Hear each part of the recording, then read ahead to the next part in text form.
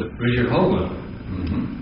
And he's talking about Obama being on the right track and things are going to change now that in the next 2 years. And I made him a bet. I said, no, hey, Richard, it ain't going to happen. This guy is simply the bankster's boy. He's down on his knees and he's not just shining their shoes. You know, but let me tell you what is kind of amazing me, if you'll notice, over the past few months, about 12 members, including Rahm Emanuel and James L. Jones, all these Council on Foreign Relations guys have all been bounced. So, I don't know. What do you mean? CFR guys taking the exit door? Yeah, he's showing them the door. So I don't know. Well, it's just a shuffle, right? You've played a poker game. Texas Hold'em. That's what I'm afraid of, but you never know. But see, that worries me because if it's legit and if he's trying to bounce the Council on Foreign Relations, then he better watch his backside. Now, there's a possibility that Obama could be terminated were he to become so disastrous that the only way that they could make him a star again is to kill him. I mean, have they done things like that? Is that a possibility? That's a possibility. And if we're told that there's an assassination attempt and we're told he's dead and then we're told, no, wait a minute, he's not dead, he actually came back, then we really got to worry. Well, he's sort of brain dead. I mean, he's reading, he's reading the scripts over here, the teleprompter, one goes down, he says, oh God, we've got problems, right here, Houston. Everybody knows that it makes no sense that you send a kid to the emergency room for a treatable illness like asthma. They end up taking up a hospital bed. It costs you gave them treatment early, and they got some treatment and a breathalyzer or an inhalator, not a breathalyzer. I haven't had much sleep in the last 48 hours, so. You're from Texas. Right. You played cards. Texas Hold'em. Is this guy not the biggest charlatan? We have Bush. It's difficult to make a decision who would be at the top of the list or at the bottom of the pile. Well, we should have been tipped off when anybody comes from Chicago. Rahm Emanuel's guy, the bankster's boy, is... Take a look in there. Obama, the bankster's boy. In every single turn and every single thing that he does, from the reappointment of Bernanke, saying he was going to make a change, he reappointed the same guy. Exactly. And what's his other guy? So far, it seems to be just more of the same. More of the same. But let's hide and watch. Jim has come up with book after book after book, revelation after revelation after revelation. I'm wondering why you haven't picked up a Jim Marrs book. And any one of them will bring you from where you are to where you ought to be, or at least closer to finding out what's behind the mask and who's behind it. Is there a monster behind the mask of Obama? We know that his mentor is Saul Alinsky, right? And Saul Alinsky dedicated his book to Lucifer. To Lucifer. Not my God, but his God. Lord Lucifer. Right? That's who he took on as his mentor. Saul Alinsky, who's in bed with Lucifer in his heart and his soul and his... That's the way it goes. My God Almighty. Well, when you go all the way back, you find out that his mother in the Philippines was working for the father of Timothy Geithner for the Ford Foundation. One of the... Timothy Geithner? I mean, have we ever heard Timothy Geithner? Treasury? No, I don't know. Treasury Secretary. Oh, yes, Treasury. And oh, boy, that slaps you in the face. You get the message? You get it? And he says, well, it's like in the film Chinatown. Jack Nicholson was asking Faye Dunaway, he says, well, who is that girl? He says, my daughter. He said, no, who is it? You're lying to me. He says, my sister. My daughter, my sister. It's back and forth. Yeah. We're talking about a man that has dedicated his entire life to establishing a new world order. Well, this is what we see is happening recently.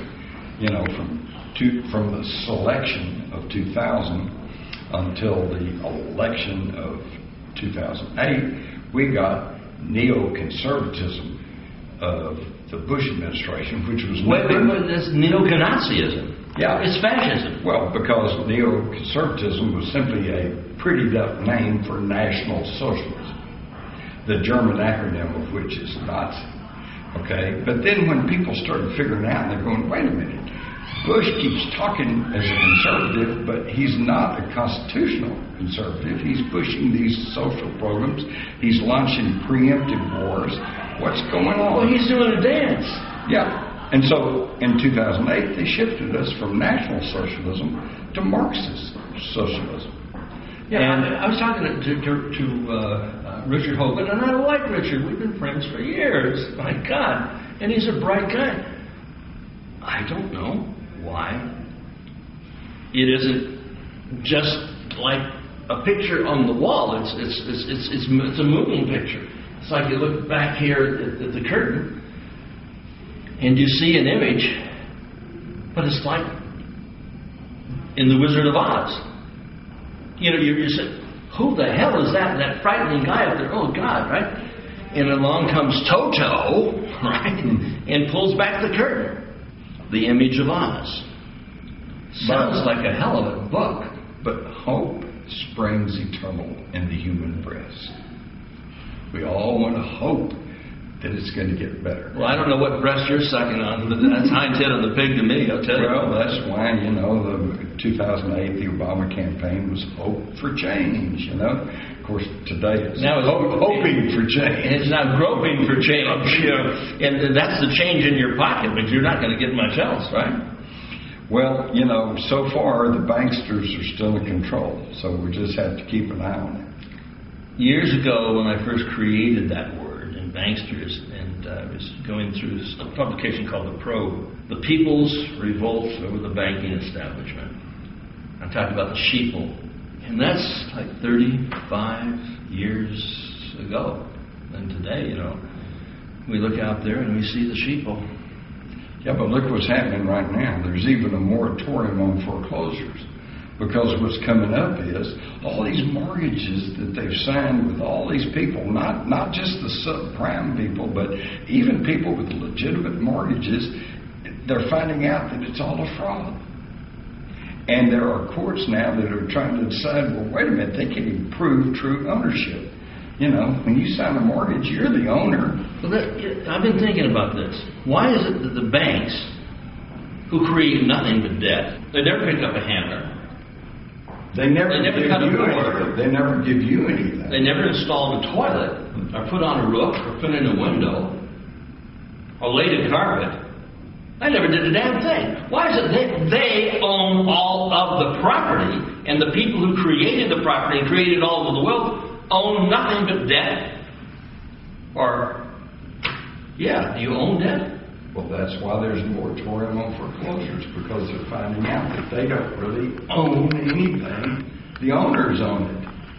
So they get all of the money, and we get all of the debt. Yeah. We do all of the work, and they do not a goddamn single thing. Nothing. Nothing. They give you nothing except debt, and they own it all. We've got to change this system. Pretty good writing. In the UK, they've got the Bank of England, and over here, the Federal Reserve, and they're working together. And the Federal Reserve has sent trillions, not millions, not billions, but trillions of our tax money overseas to prop up foreign banks. And when Congress says, well, wait a minute, what do we get as collateral, and what banks got this, and are we going to get anything out of this?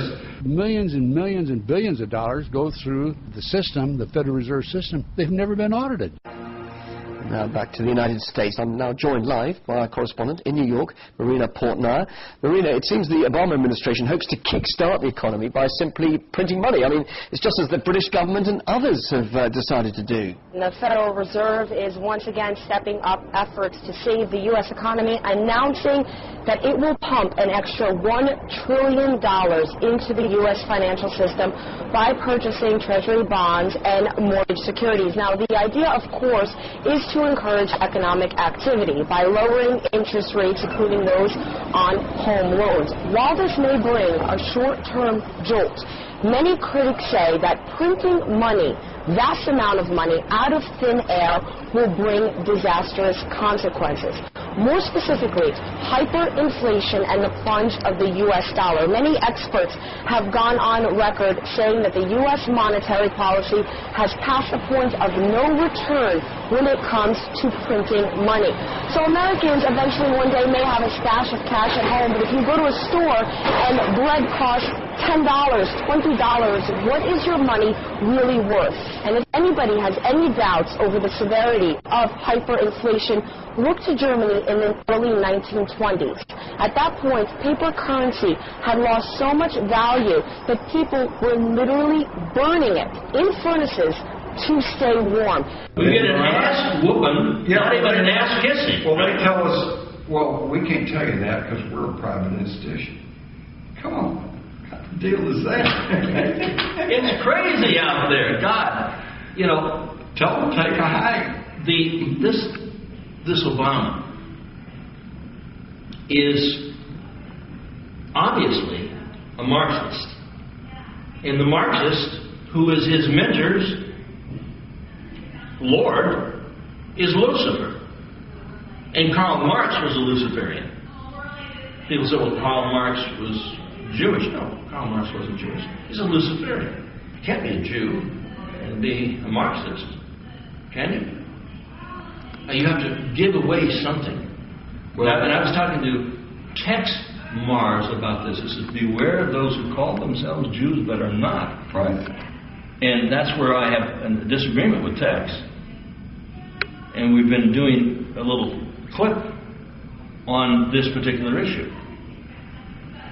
Well, these people are of another breed. They're a Luciferian sect.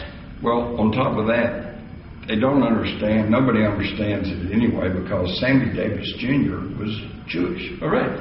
Yeah, because he converted to Judaism. But he wasn't a Hebrew. No, he converted to Satanism. He was with Anton LaVey in San Francisco, the first church of Satan.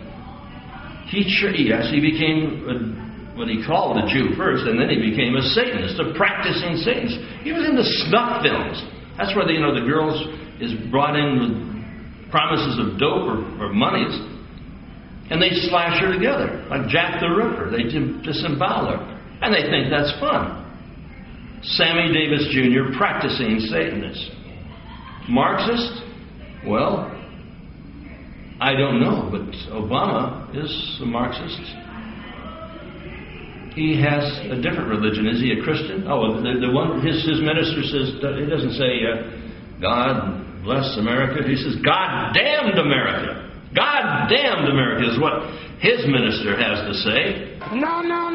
Not God bless America. God damn America. That's in the Bible. I don't think that my church is actually particularly controversial. No. Not God bless America. God damn America. That's in the Bible. I don't think that my church is actually particularly controversial.